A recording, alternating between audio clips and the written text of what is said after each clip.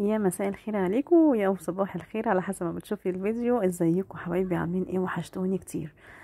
النهارده هنعمل حبة حاجات كده بسيطة جدا. تغيير عن الاكل التقليدي. يعني معانا النهارده مكرونة مش بشاميل، مش باللحمة.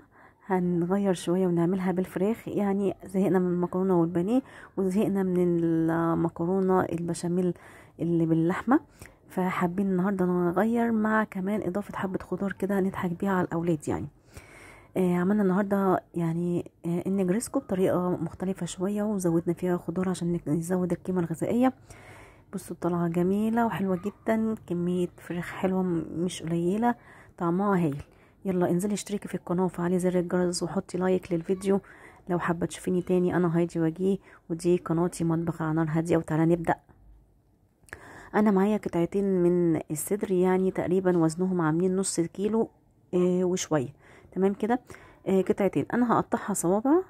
مرضتش اجيب البانيه العادي متقطع العادي علشان انا حابه اعمله حجمه يكون قد بعضه ويكون شويه سميك.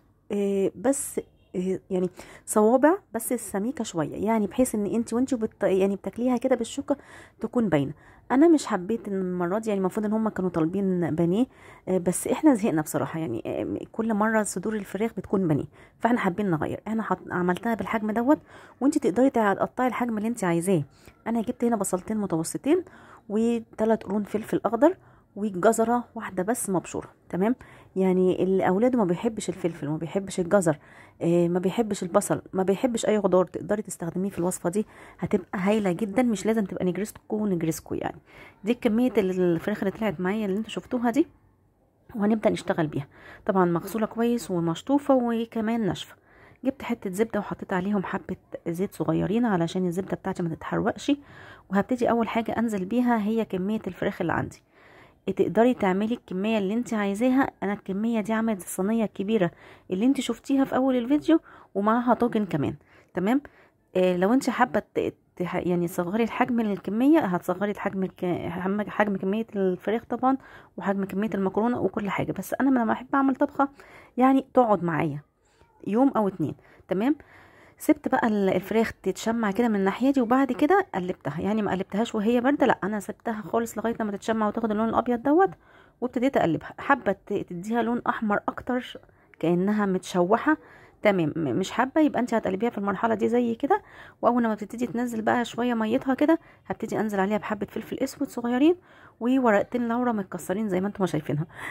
طبعا لو انت عندك الورق اللورا بتاعك تمام سليم، حطيه مفيش مشكله. هديها بس تقليبها كده شويه. اول لما تبتدي تتشرب الميه بتاعتها، هنزل بكميه البصل اللي عندي. كميه البصل اختياري، عايزه تزودي زودي، عايزه تنقصي نقصي زي ما انت ما عايزه. عايزه تقطعيه جوانح كده زي ما انا عاملاه تمام، عايزه تقطعيه مربع صغير عشان ما يبانش الولاد، تمام. بعد ما اتشوحت شويه البصلايه يا دوبك دبلت، بس دبلت، نزلت بالفلفل الكميه اللي عندي. حابه تحطي فلفل الوان هيكون قيمه غذائيه اعلى بكتير طبعا. مش حابه احطي فلفل اخضر زي ما انا ما استخدمت. هنا بقى نزلت عليهم بحبة بهارات فراخ، وبعد كده حبة زعتر. الزعتر جميل جدا جدا جدا مع الفراخ، بتدي طعم هايل. وده حبة كاري، وبعد كده توم باودر وحبة ملح، بس مش اكتر من كده. في المرحلة دي انت تقدري تحطي نص كوباية مية يا دوبك تستوي، وتقدري تعملي عيش سوري، سندوتشات فينو. خلاص دي كده يعتبر شاورما. ولو انت هتعملي كده اديها صوص باربيكيو مثلا. هنا انا نزلت بنص عصرة ليمونة علشان تدي يعني تشيل الزفارة لو في ريحة زفارة، ونص كوباية المية، ووطيت عليها وسبتها بقى ايه علشان اتأكد ان هي كده خلاص استوت كويس جدا. ونزلت عليها بالجزر. زي ما قلت لك انت كده خلصتي الشاورما الفراخ. تقدري تستخدميها كده على رز ماشي، سندوتشات في كريب ماشي، عيش سوري ماشي، فينو ماشي. كده خلاص الشاورما بتاعتك جاهزه. اوكي. انا بقى قلنا حبينا نغير ونحطها جوه المكرونه علشان ما نعملش مكرونه ايه لوحدها. ميه مغليه نزلت بيها حبه ملح، وبعد كده نزلت تقريبا نص كيلو من المكرونه اللي هي القلم دي اللي هي البنه. تمام. تستوي شويه. بصوا هنا انا بوريكم لسه محتاجه شويه كمان. هسيبها بقى تستوي كويس جدا، وبعد كده ابتدي اصفيها. في حله كمان هنبتدي نعمل الكريمه او البشاميل بتاع الوصفه بتاعتنا.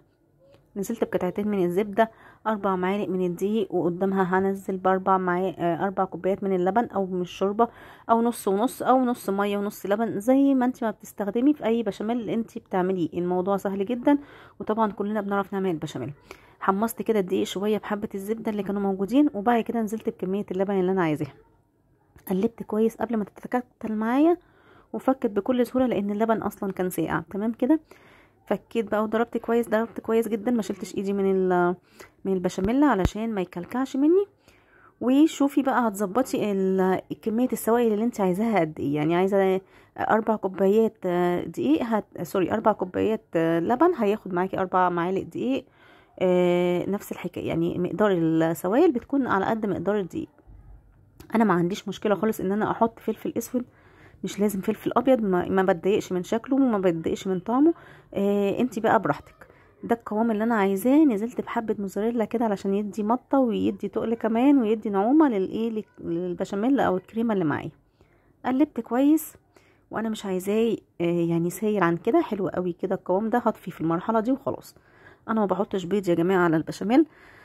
هنا بقى الحله او سوري الطاسه اللي احنا عملنا فيها الشاورما الفراخ، نزلت عليها بكم معلقه كده او كم مغرفه يعني من البشاميل علشان تبتدي تتماسك مع بعضه، ويعني تتجانس وتاخد طعم البشاميل. ويعني بتكون قوامها يعني ماسك قلب بعضه، ما بتلاقيهاش بقى تقع من قلب المكرونه يعني. تمام.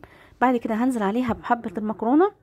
انا في المرحله دي كده تعتبري ممكن تدخلي كده خلاص الصينيه، تحطيها على الوش كده البشاميل بتاعها، وبعد كده يعني تدخليها الفرن. انا طبعا ابتديت اسخن الفرن في المرحله دي. هقلب كويس المكرونه، بس انا هنقلها في صينيه تانية لان انا عايزه اعمل طاجن لوحده صغنن، وصينيه لوحدها تستوى. يعني واحده تستوى دلوقتي وواحده تستوى يعني مثلا بكره، تستوى بالليل شويه لو حد عندك مثلا في الدرس ولسه ما جاش ياكلها سخنه. يعني من حقه في عز الشتاء والسقعه اللي احنا فيها دي ياكل لقمه سخنه. المهم انا حطيت عليها حبه بقى كريمه برضو علشان كله يتماسك في قلب بعضه كده، وعلشان مثلا لو الكريمه بتاعتي طلعت قليله شويه وما خدتش الوش، يبقى المكرونه متشبعه من جوه بكميه كريمه او كريمه او كميه بشاميل يعني كويسه جدا. تمام. هركن بقى الصينيه بتاعتي، وجبت الصينيه التانية اللي هقدم فيها او اللي هدخلها الفرن. حطيت حبه بشاميل تاني من تحت، وبعد كده هبدا انزل نص الكميه دي، وهساوي كويس. مش عايزه ارتفاعها عالي علشان يبقى الطعم يعني حلو قوي مع كميه البشاميل اللي هحطها فوق وكميه الجبنه، فمش حابه ان انا يعني اخليها مرتفع يعني. تمام. الكميه الباقيه دول فضيتهم في طاجن صغنون بقى كده فخار. عايزه اقول لك طعم الفخار، يعني طعم الاكل في الطواجن الفخار بتدي طعم مختلف جدا ومميز جدا جدا جدا عن الصواني العاديه. يعني اللي دي واللي دي تحس ان هي حاجه مختلفه عن بعضها، ولكن نفس المقادير ونفس الحاجات، ولكن دي طعمها مميز. انا دايما وبحب يعني اكل في الفخار في اي حاجه يعني. المهم خلصت كل الكميه اللي عندي كده، ونضفت الحله كويس من البشاميل اللي فيها، وابتديت اوزع الكميه اللي معايا. ممكن تقدري يعني تعملي كميه بشاميل اكتر لو حابه، لو مش حابه يبقى الكميه دي كده مناسبه بالنسبه لك. حطيت بقى على الوش كده حبه موزاريلا علشان تدي طعم ومطه جميله. بس كده، بعد بقى ما دخلتها الفرن على درجه حراره 200، بعد ما ظبطت كل الدنيا وحطيتها في الفرن 10 دقايق، طلعت بالجمال دوت. لو عجبك الفيديو بتاع النهارده والاكله كانت مختلفه بالنسبه لك وعجبتك، حطي اللايك الحلو الجميل منك، واعملي شير للفيديو كتير. ما تنسيش تشتركي في القناه وتفعلي زر الجرس. واشوفك في فيديو جديد. باي باي، سلام.